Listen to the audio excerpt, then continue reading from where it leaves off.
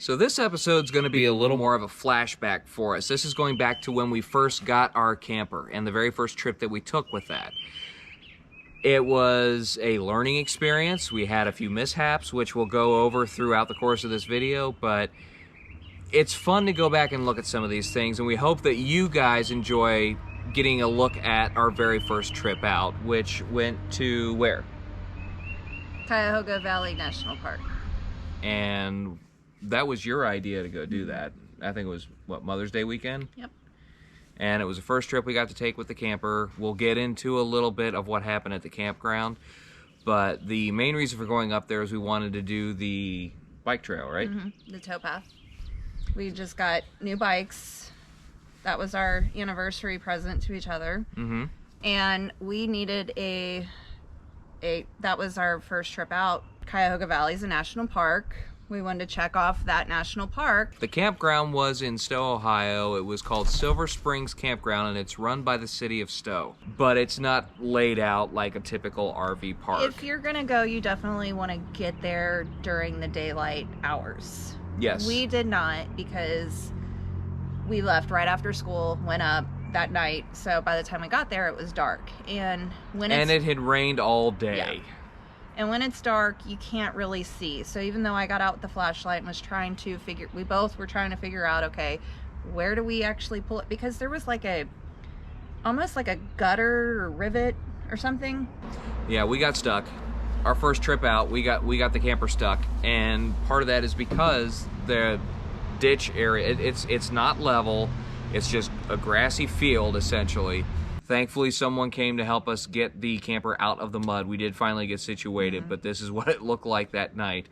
The next day, after we got it all set up, it looked pretty clean and pretty well leveled, but if you look just behind our camper, it was still very much a mud pit. So there was a limit as to where we could go around the camper once we were at the park. He was ready to go to a Walmart parking lot that night. I was just beyond frustrated. It was our first trip out, and that was our maiden voyage. Yeah. But we learned from it. We learned to pick up a few tools and make sure that we had everything that we needed. We got the tire thingies that we have. I'm blanking on what they're called. The boards. Tire boards, we got a set of those after that. We got a bottle jack to keep in there. What are those things called? Tire treads? There you go. One thing about the RV community is there's always somebody willing to help out. The towpath at Cuyahoga Valley is a very popular hiking and bike riding path now.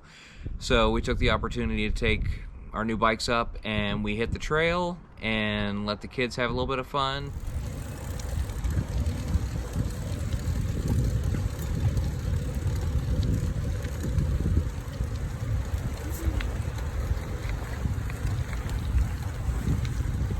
It is a pretty neat trail. It's not a loop, but there is a railroad that runs the length of the trail. So you can start pretty much anywhere you want as far as bike riding. And once you reach a certain point, you can catch the train, and the train will bring you back to your starting point. If you have mobility issues or you don't have a bike and you don't want to walk, you can take the train. And it's a round trip or one way. But if you bike, and it's called a one-way, or I forget what it's called. We'll put it in the captions below. But you can ride your bike up and take the train back. Or you can take the train up and ride your bike back. It's a very discounted rate if you do it that way. And they put your bike on the cargo area, and then you go find your seat. What we did, we started about halfway, we started just about at the midpoint of the bike path. Rode for, what did we do, about 3 miles? And once we reached the next stop on the train station, we got our ticket, we got in line, we put our bikes on the train, we rode back to where we got off on the original trail, and grabbed a bite to eat and went back to the campground.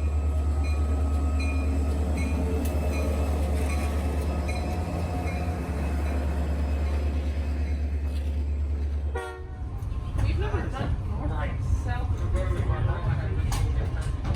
No, we've seen farthest north that we've south.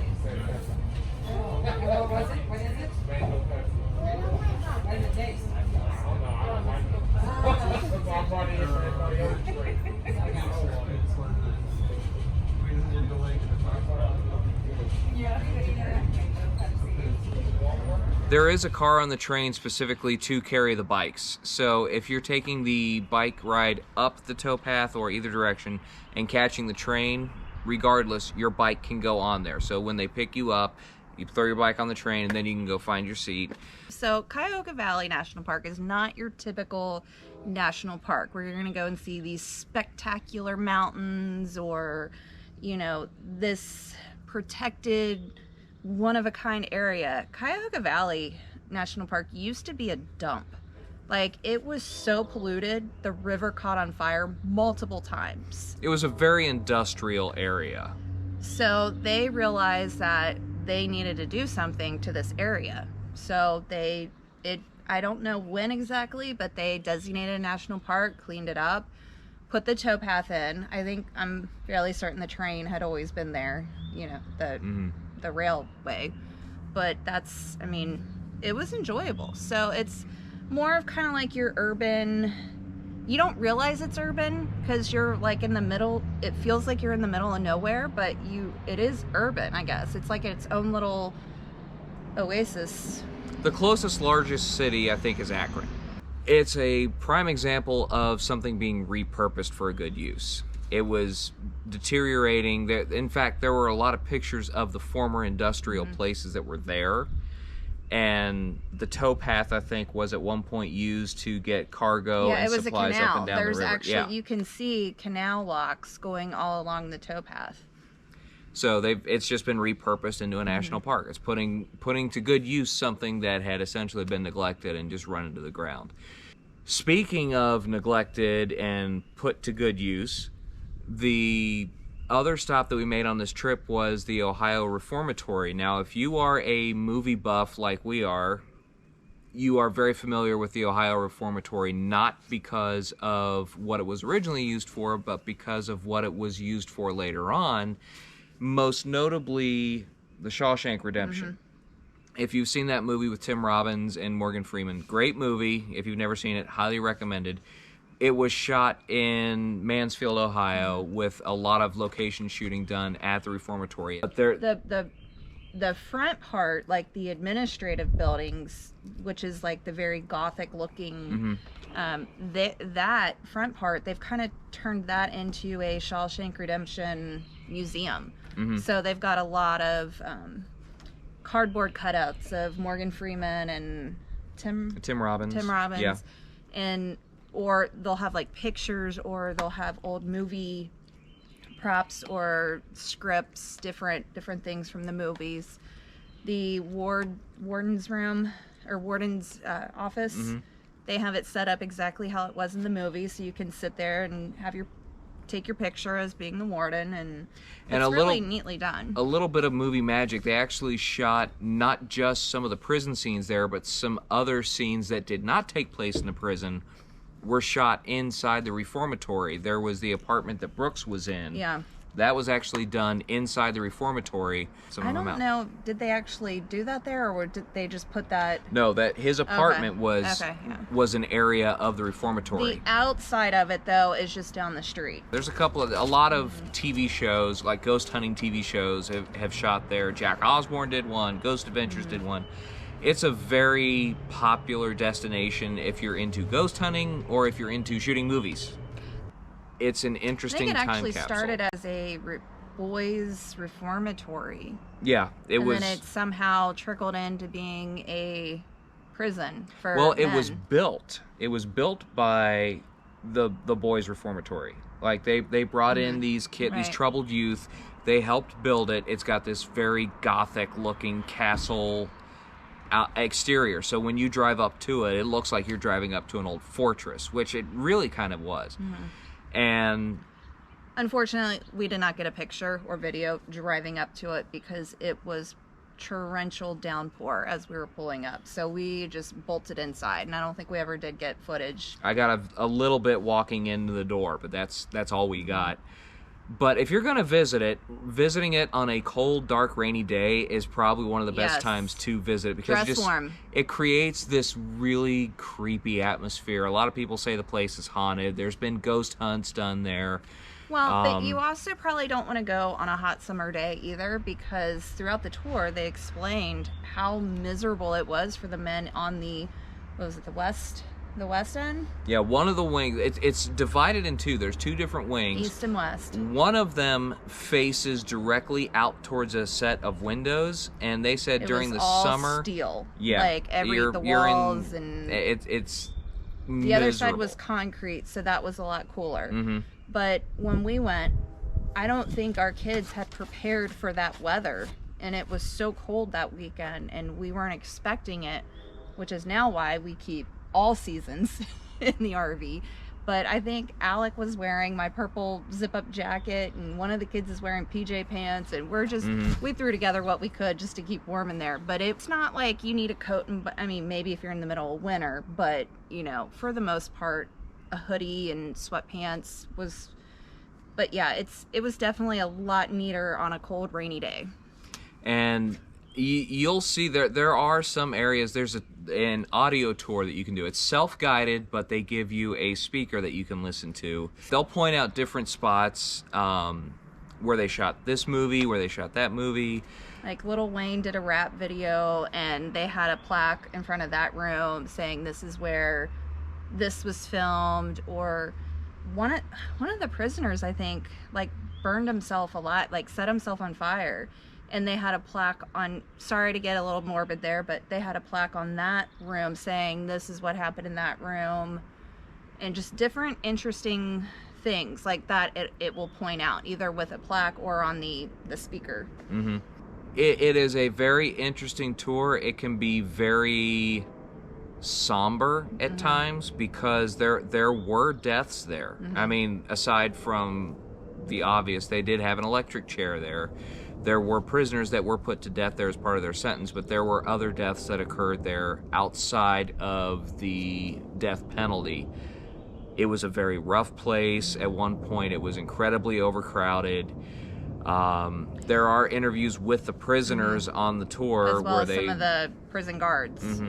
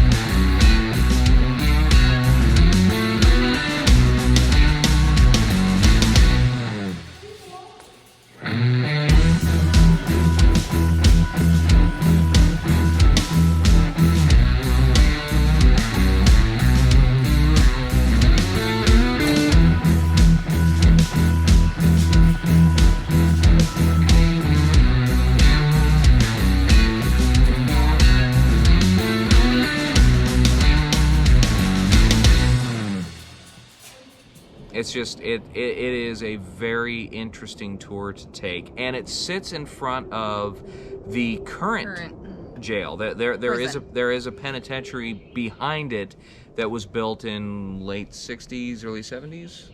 Even after that, I think the reformatory closed newer, yeah. maybe in the early to mid 80s. Yeah. I can't exactly remember when it was, but they built a new state-of-the-art facility directly behind it. So while you can get all kinds of photos and footage throughout a good majority of the old reformatory, there are areas they will not allow you to take photos or video. Especially out the windows towards the current. Because you will see the current prison. So I think the chapel was one of them. You could see out the window of the chapel and see part of that. They also, in the fall, they'll do a paranormal tours too, and I think they even have like a haunted house there in the fall as well, if I'm not mistaken. I think they do. In the summer, they have like a concert, like some concert series there too, and all kinds of stuff. Just check it out on their website. Yeah, it's definitely worth a trip. We had a good time. So that was a look back at the first trip that we took with the Wolf Pup. It was a learning experience, but we had a lot of fun, and really the reason that we got it to begin with was for the next trip that we were planning, which before that we had a pop-up camper with the canvas sides. Where we were headed, it was not the safest idea to have that kind of camper. I mean, people do, and people tent camp out there, so it just, for us, we were a little more comfortable getting something a little bit more sturdier. A little more solid. And not eatable. Edible. Edible.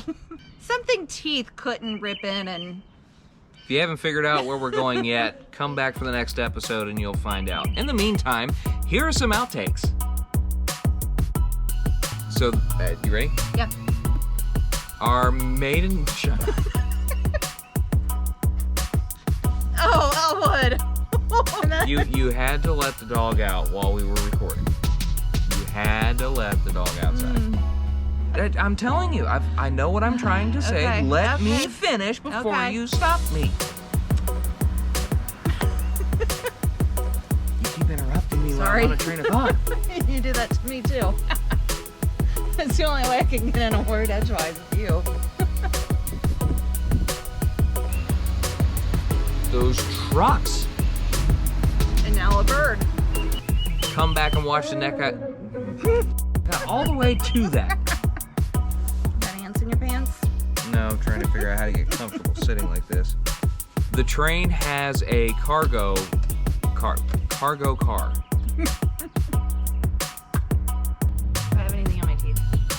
By the way, if you're watching this and I keep squinting, my allergies have been kind of going nuts since last night, and I forgot to put my sunglasses on, so I don't have pink eye, and I'm not giving anybody the stink eye. I just am struggling to keep my eyes open. You talk about me getting the giggles. Now you can't stop laughing. That is not going in the outtakes.